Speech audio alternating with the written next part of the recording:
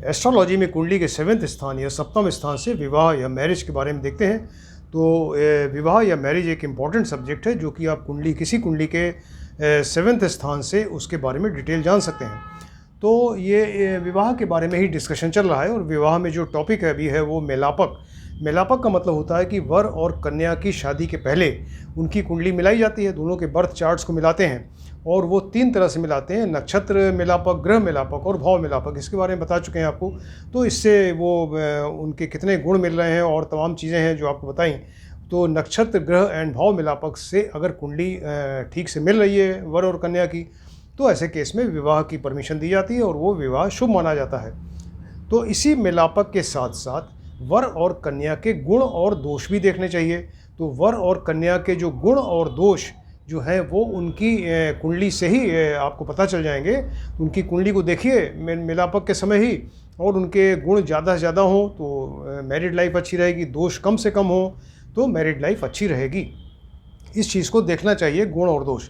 तो फिलहाल अभी जो वर और कन्या के दोष के बारे में आपको बता रहे हैं, तो अभी तक हमने आपको खराब स्वास्थ्य यानी दोनों का की हेल्थ ख़राब हो या किसी एक की हेल्थ ख़राब हो, दोनों में से किसी एक का या दोनों में की कुंडली में दरिद्री योग हो, तो हमेशा इकोनॉमिकल क्राइसिस रहेगी, वो पैसे के लिए परेशान रहेंगे, मैरिड लाइफ पूरी डिस्टर्ब हो जाएगी। संतानहीन योग हो जो महादोष है, यानी दोनों की कुंडली में या किसी एक की कुंडली में अगर संतान न होने का योग है तो ऐसी केस में वो फिर उनकी संतान ही नहीं होगी और मैरिड लाइफ का कोई मैरिज का कोई पर्पस ही सॉल्व नहीं हो पाएगा। व्यभिचारी और व्यभिचारणी योग, ये व्यभिचारी योग लड़के की कुंडली में देखते हैं और व्यभिचारणी योग जो है वो लड़की की कुंडली में देखा जाता है। यानी उनके मैरिज के बाद में हस्बैंड वाइफ के रिलेशन के अलावा कोई और इलीगल रिलेशन हो उनका, लड़के का या लड़की का, तो ऐसे केस में फिर वो व्यभिचारी और व्यभिचारणी योग बनता है। तो ये भी एक महादोष है। बहुविवाह योग, यानी लड़के की कुंडली में आप देखिए कि ऐसा तो नहीं कि वो एक से ज़्यादा उसकी मैरिज के योग बन रहे हैं कुंडली में, तो उसको भी देखना ज़रूरी है, ये भी एक दोष है। और इसके अलावा आपको बताया था कि विधुर योग और विधवा योग। तो विधुर योग लड़के की कुंडली में देखते हैं, यानी उसकी वाइफ की डेथ हो जाए तो वो विधुर हो जाएगा, विडोअर जिसको कहते हैं। और विधवा का मतलब लड़की के हस्बैंड, पत्नी के हस्बैंड की डेथ हो जाए तो वो विडो हो जाएगी, विधुर, इसको विधवा योग कहेंगे। तो ये सब महादोष हैं कुंडली के, इनको दोनों की कुंडली में, वर और कुंडली के में देखना चाहिए शादी के पहले। आज जो टॉपिक है वो है अल्पायु। अल्पायु का मतलब होता है कि अल्प आयु यानी बहुत कम एज में ही डेथ हो जाए, उसकी एज ही बहुत कम है। तो ये कुंडली से आपको पता चल जाएगा, दोनों का वर और कुंडली, कन्या की कुंडली मिला देखिए दोनों की कुंडली, तो उसमें ये आपको योग से पता चलेगा कि ऐसा तो नहीं कि अल्पायु योग है इसमें। अल्पायु का मतलब होता है कि जब 20 से 32 वर्ष की आयु में ही वो वर या कन्या की डेथ हो जाए तो उसको अल्पायु कहा जाता है। इनकी मतलब एज जो होगी वो अल्पायु में वो 20 से 32 वर्ष की ही होगी। राइट। तो इसमें इसके लिए हम कैसे देखें, वर और कन्या की कुंडली में देखना है आपको कि वो अल्पायु योग है कि नहीं है। तो इसके लिए आप देखिए, एक तो जन्म लग्न देखिए जहाँ व्यक्ति ने जन्म लिया है, यानी वर और कन्या दोनों की कुंडली आप देख रहे हैं अलग अलग, तो दोनों में देखिए जन्म लग्न और उसका लॉर्ड यानी जन्म लग्नेश देखिए, उनका कारक ग्रह यानी सूर्य को देखिए। इसी तरह से चंद्रमा जहाँ बैठे हैं कुंडली में, कहीं ना कहीं बैठे होंगे किसी राशि में, तो चंद्र लग्न उस लग्न को देखिए जहाँ चंद्रमा बैठे हैं, और चंद्र लग्नेश को देखिए, यानी जिस राशि में बैठे हैं उसका लॉर्ड, तो चंद्र लग्नेश को देखिए। इसी तरह से सूर्य लग्न, सूर्य जहाँ बैठे हैं उसको सूर्य लग्न हो गई, उसको देखिए, और सूर्य लग्नेश को देखिए। तो अगर ये सारी चीज़ें कुंडली में वीक हैं, निर्बल हैं, आपको दिखाई दे रहा है कि जन्म लग्न लग्नेश, चंद्र लग्न लग्नेश, सूर्य लग्न लग्नेश, ये सब वीक है कुंडली में, निर्बल हैं, और अगर पाप प्रभाव में है यानी पाप ग्रहों की युति है, दृष्टि है, अपनी नीच राशि में है, डिबिलिटेटेड राशि में, या शत्रु की राशि में है, या सूर्य के साथ बैठ के अस्त हो गए, राइट, और अगर वो 6, 8, 12 में बैठ जाएँ, 6, 8, 12 हाउसेज अच्छे नहीं हैं, 6, 8, 12 में बैठ जाए, या 6, 8, 12 से उनका किसी तरह रिलेशन हो जाए, 6, 8, 12 के लॉर्ड्स के साथ में उनका रिलेशन हो जाए, और अगर डिग्री अच्छी ना हो या तो डिग्री बहुत कम या बहुत ज़्यादा हो, तो उनका इफेक्ट ही बहुत कम हो जाएगा, उसका प्रभाव बहुत कम हो जाएगा, वो वीक माने जाएंगे।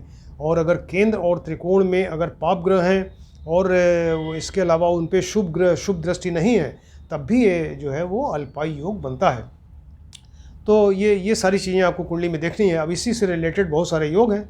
तो पराशर ऋषि जो फादर ऑफ एस्ट्रोलॉजी हैं, तो उन्होंने एक योग बताया ये कि बिल्कुल 1 मिनट के अंदर ही आप देख सकते हैं किसी कुंडली में कि इनका अल्पायु योग है या मध्यायु या दीर्घायु योग है। तो ये तुरंत पता चलता है, 2 मिनट के अंदर आप इसको देख सकते हैं।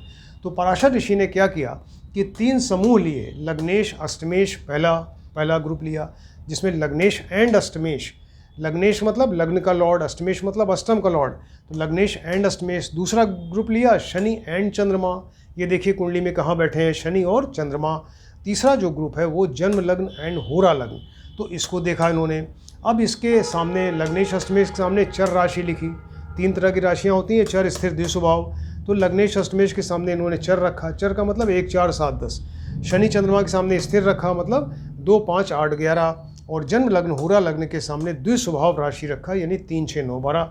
राइट, तो इसको जो है वो इस तरह से इन्होंने ये अरेंज किया।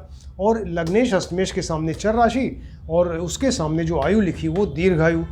शनि चंद्रमा के सामने स्थिर राशि अल्पायु उसके सामने, और जन्म लग्न होरा लग्न के सामने द्विस्वभाव राशि उसके सामने मध्य आयु। इस तरह से इन्होंने अरेंज किया। अब ये इसको हम कैसे देखें कि ये दीर्घायु है या अल्पायु है, मध्यायु है? तो इसका तरीका ये है कि आप तीनों में से कोई भी एक ग्रुप ले लीजिए, चाहे लग्नेश अष्टमेश ले लें, चाहे शनि चंद्रमा ले लें, चाहे जन्म लग्न होरा लग्न ले लें। तो मान लीजिए हमने लग्नेश अष्टमेश लिया, ये तुरंत आपको पता चलेगा कुंडली में देख के कि लग्न का लॉर्ड लग्नेश, अष्टम का लॉर्ड अष्टमेश। मान लीजिए इस ग्रुप को लिया लग्नेश अष्टमेश, तो अगर लग्नेश एंड अष्टमेश दोनों अगर स्थिर राशि में है, स्थिर राशि मतलब 2, 5, 8, 11 राशि में बैठे हैं, लग्नेश भी 2, 5, 8, 11 में और अष्टमेश भी 2, 5, 8, 11 में से किसी राशि में यानी स्थिर राशि में है, तो वो व्यक्ति अल्पायु होगा। कितनी जल्दी से 1 मिनट के अंदर आप देख सकते हैं। या सपोज अगर वो दोनों स्थिर राशि में नहीं है, तो ऐसे केस में अगर इन दोनों में से एक चर में है, दूसरा द्विस्वभाव में है, तब भी अल्पायु होगा। या तो दोनों किसी एक समूह के दोनों पार्ट्स लग्नेश अष्टमेश स्थिर में हो तो अल्पायु, या लग्नेश अष्टमेश अगर स्थिर में नहीं है तो एक चर में है, दूसरा द्विस्वभाव में, तब भी अल्पायु होगा। राइट, इस तरह से उन्होंने ये बताया। मान लीजिए दूसरा ग्रुप ले लीजिए शनि एंड चंद्रमा। कुंडली में देखिए कि शनि किस राशि में है, चंद्रमा किस राशि में है।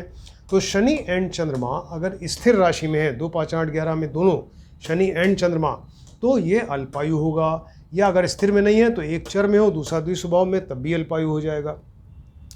आप जन्म लग्न होरा लग्न ले लीजिए, तो जन्म लग्न एंड होरा लग्न दोनों अगर स्थिर राशि में है तो अल्पायु, या अगर स्थिर में नहीं है तो उन दोनों में से एक चर में हो, दूसरा द्विस्वभाव में हो, तब भी अल्पायु होगा।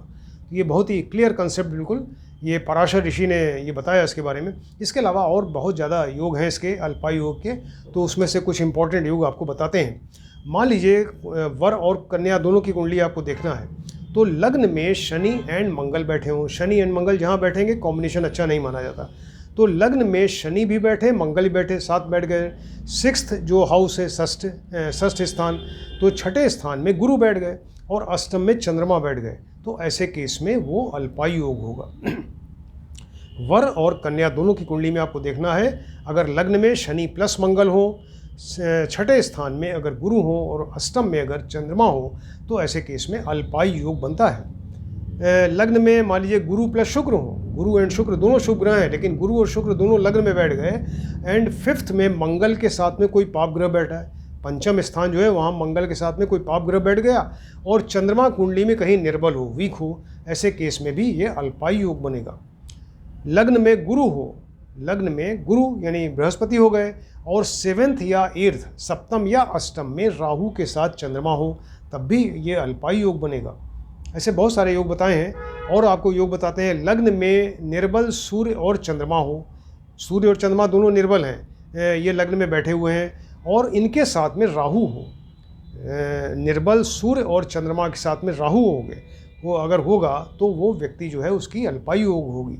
राइट, कर्क लग्न है, मान लीजिए कर्क लग्न का मतलब कि लग्न में 4 नंबर राशि है, कर्क लग्न हो गई। तो कर्क लग्न में सूर्य के साथ में गुरु हो और अष्टमेश जो है वो केंद्र में कहीं हो, 1, 4, 7, 10 में, यानी अष्टम का लॉर्ड वो 1, 4, 7, 10 हाउस में कहीं बैठा हुआ है, तो ऐसे केस में वो अल्पायु योग बनेगा। कर्क लग्न में सूर्य प्लस गुरु हो और अष्टमेश जो है वो केंद्र में हो। राइट, लग्नेश एंड अष्टमेश, लग्नेश एंड अष्टमेश में से कोई ग्रह अष्टम में हो, राइट। लग्नेश लग्न का लॉर्ड और अष्टम का लॉर्ड यानी अष्टमेश हो गया, इनमें से कोई ग्रह अष्टम में हो, दूसरा ग्रह निर्बल हो। लग्नेश अष्टमेश में से एक ग्रह तो अष्टम में बैठ गया और दूसरा ग्रह जो है बिल्कुल वीक हो कुंडली में, ऐसे केस में अल्पायु योग होगा। लग्नेश कुंडली में निर्बल हो, राइट, और अष्टमेश केंद्र में हो, अष्टमेश केंद्र में ये अच्छा नहीं माना जाता, तो लग्नेश निर्बल हो, लग्नेश निर्बल हो गया और अष्टमेश केंद्र में हो गया, ऐसे केस में अल्पायु योग बनेगा। लग्नेश की अपेक्षा अष्टमेश ज़्यादा बली हो, ये अच्छा योग नहीं है, लग्नेश ज़्यादा बली होना चाहिए। अगर किसी वर या कन्या किसी कुंडली में लग्नेश की अपेक्षा अगर अष्टमेश ज़्यादा बली है और केंद्र में है, यानी अष्टमेश बली होकर केंद्र में है और पाप ग्रह अष्टम और द्वादश में हो, तब भी ये अल्पायु योग बनेगा, राइट। लग्नेश और अष्टमेश और दशमेश, लग्न का लॉर्ड, अष्टम का लॉर्ड और 10th का लॉर्ड, यानी लग्नेश अष्टमेश और दशमेश, ये तीनों ग्रह जो है ऑपोक्लिम में हो, तब भी ये अल्पायु योग बनेगा। लग्नेश एंड अष्टमेश परस्पर शत्रु हों, लग्न का लॉर्ड कोई होगा, अष्टम का लॉर्ड कोई होगा, तो लग्नेश और अष्टमेश में आपस में शत्रुता हो, परस्पर शत्रुता है। और जन्म राशिश यानी चंद्रमा जहाँ बैठे हैं तो वो जिस राशि में उसका लॉर्ड जन्म राशिश के साथ में अष्टमेश की शत्रुता हो और लग्नेश और सूर्य में शत्रुता हो। देखिए 3 चीज़ें हैं, लग्नेश एंड अष्टमेश आपस में शत्रु हैं, जन्म राशिश और अष्टमेश आपस में शत्रु हैं और लग्नेश और सूर्य आपस में शत्रु हों, ऐसे केस में व्यक्ति की अल्पायु योग होगी। तो वर या कन्या किसी की कुंडली में अगर इस तरह का योग है तो वो अल्पायु वाला योग होगा उसमें। चंद्रमा का शनि से संबंध हो, चंद्रमा शनि के साथ बैठ जाएं, दृष्टि दे दें आमने सामने, चंद्रमा का शनि से किसी तरह का संबंध हो और सूर्य जो है वो लग्नेश जहाँ बैठे हैं वहाँ से अष्टम में हो, राइट, लग्नेश कहीं ना कहीं बैठे हों कुंडली में, तो वहाँ से अष्टम में सूर्य हो। चंद्रमा का शनि से संबंध हो गया, चाहे साथ बैठ गए चाहे दृष्टि दे रहे हैं एक दूसरे को, और सूर्य जो है वो लग्नेश जहाँ बैठे हैं वहाँ से अष्टम में हो, तो ऐसे व्यक्ति की अल्पायु योग होगी।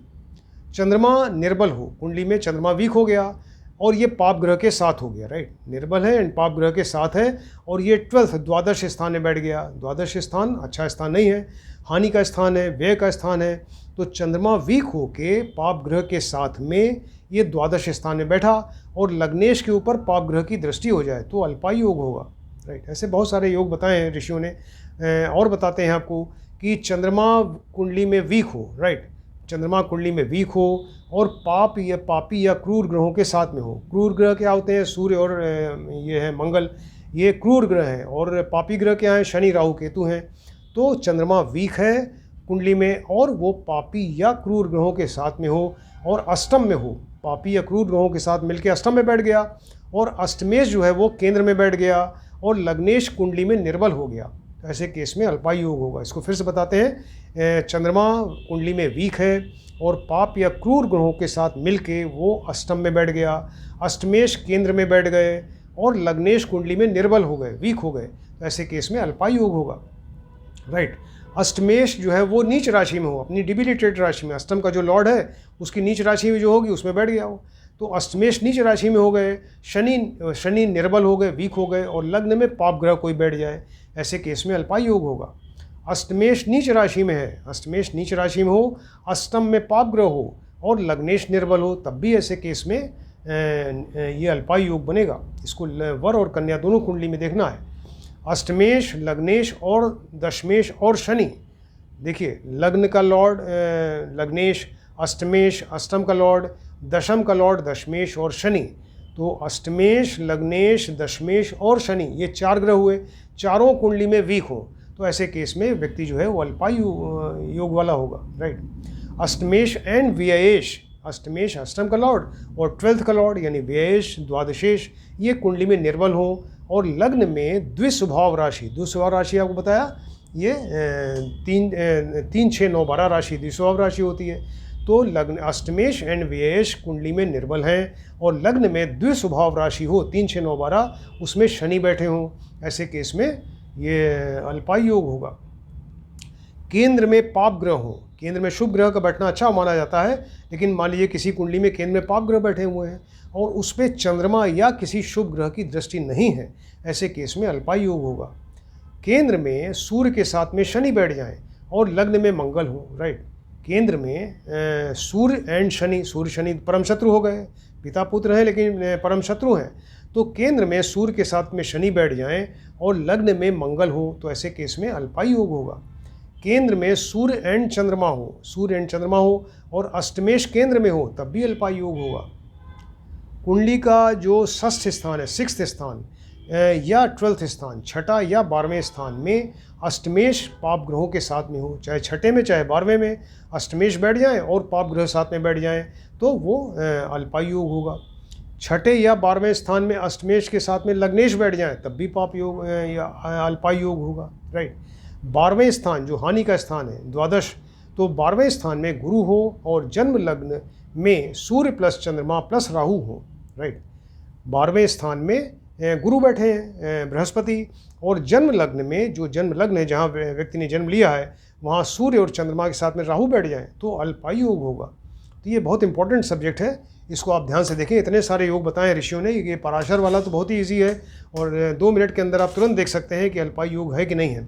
और इसके अलावा जो और तमाम आपको योग बताए तो इसको आप ध्यान से देखें और स्टडी करिए, क्योंकि ये वर और कुंडली कन्या की मैरिज के पहले इस योग को देखना बहुत ज़्यादा ज़रूरी है। वर की भी कुंडली में देखिए, कन्या की भी कुंडली में देखिए कि अगर ऐसा तो नहीं कि उसमें अल्पायु योग है, तो इसको आप ध्यान से देखें और स्टडी करिए। Thank you.